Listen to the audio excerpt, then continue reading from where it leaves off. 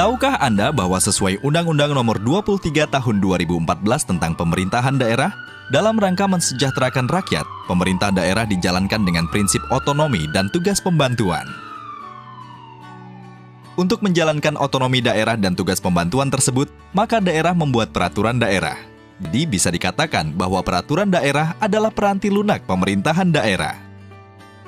Melalui peraturan daerah inilah kehidupan masyarakat suatu daerah diatur agar aman, tertib, dan tentram.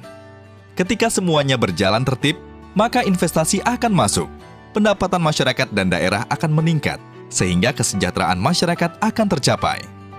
Namun terkadang ada sebagian masyarakat yang tidak memahami pentingnya peraturan daerah. Mereka berlaku tidak taat, melanggar peraturan daerah, sehingga mengganggu ketertiban dan ketentraman masyarakat. Jadi, siapa yang harus menegakkan peraturan daerah? Sebagaimana pasal 255 ayat 1, Undang-Undang Nomor 23 Tahun 2014 tentang Pemerintahan Daerah, yang bertugas menegakkan peraturan daerah adalah Satuan Polisi Pamong Praja. Jadi, seorang polisi Pamong Praja harus paham loh guys, bagaimana pola tindak, pola sikap, dan pola operasi yang harus dia lakukan dalam penegakan perda.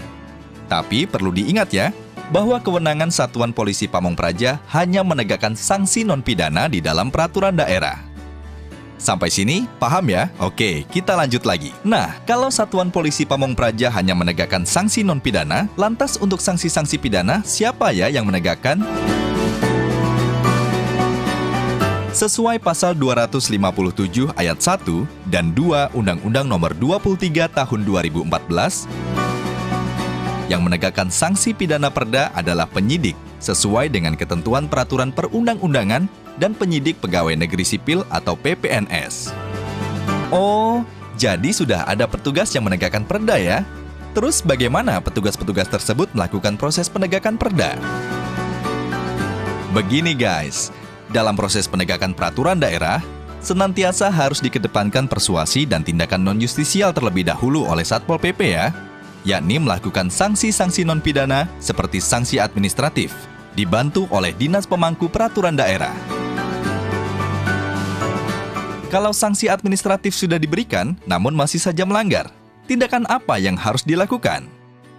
Jika demikian, maka Satpol PP akan melaporkan tindakan pelanggaran tersebut kepada PPNS. Selanjutnya, atas laporan kejadian tersebut, PPNS diperintahkan untuk bertugas menegakkan sanksi pidana atas pelanggaran yang dilakukan. Lantas, siapa yang memerintahkan penyidikan oleh PPNS? Yang memerintahkan adalah atasannya. Oleh karena itu, atasan PPNS seyogyanya adalah PPNS. Dalam hal atasan PPNS bukan PPNS, maka surat ditandatangani oleh PPNS diketahui oleh atasannya. Sebagai institusi yang diberi amanat untuk menegakkan perda, maka Satpol PP berfungsi sebagai koordinator dalam proses-proses penegakan perda di daerahnya. Karena perda memuat juga sanksi pidana yang harus ditegakkan oleh PPNS. Lantas bagaimana proses penyidikan terhadap pelanggaran perda yang memiliki sanksi pidana penjara atau kurungan maksimal 3 bulan atau kategori tindak pidana ringan tersebut? Proses penyidikan tipiring dapat dilaksanakan di kantor atau di luar kantor dengan pertimbangan penanganan yang cepat dan tuntas. Itulah kenapa ada istilah sidang di tempat, yakni pelaksanaan sidang yang dilakukan di tempat kejadian perkara, segera setelah dilakukan penyidikan oleh PPNS. Untuk proses penyelidikan, selalu libatkan Pol PP ya. Karena sesuai pasal 255 ayat 2 huruf C, Undang-Undang Nomor 23 Tahun 2014, Pol PP memiliki kewenangan untuk melakukan tindakan penyelidikan terhadap warga masyarakat, aparatur, atau badan hukum yang diduga melakukan pelanggaran atas perda dan atau perkada. Selanjutnya adalah proses penindakan yang meliputi pemanggilan, penangkapan, penahanan, penggeledahan, penyitaan.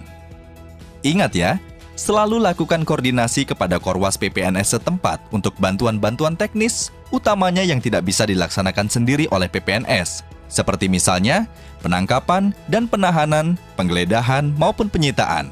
Proses pemeriksaan merupakan kegiatan untuk mendapatkan keterangan, kejelasan, dan keidentikan tersangka dan atau saksi dan atau barang bukti, maupun tentang unsur-unsur tindak pidana yang telah terjadi, sehingga kedudukan atau peranan seseorang maupun barang bukti di dalam tindak pidana tersebut menjadi jelas dan dituangkan dalam berita acara pemeriksaan.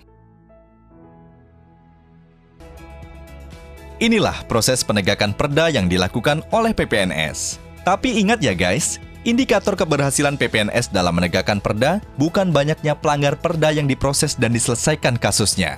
Namun, dengan dilakukannya penegakan perda tersebut akan meningkatkan kesadaran masyarakat agar patuh terhadap aturan.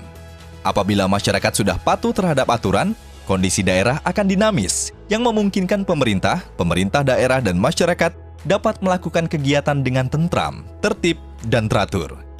Dengan demikian, investor akan masuk, sehingga kesejahteraan masyarakat pun akan terwujud.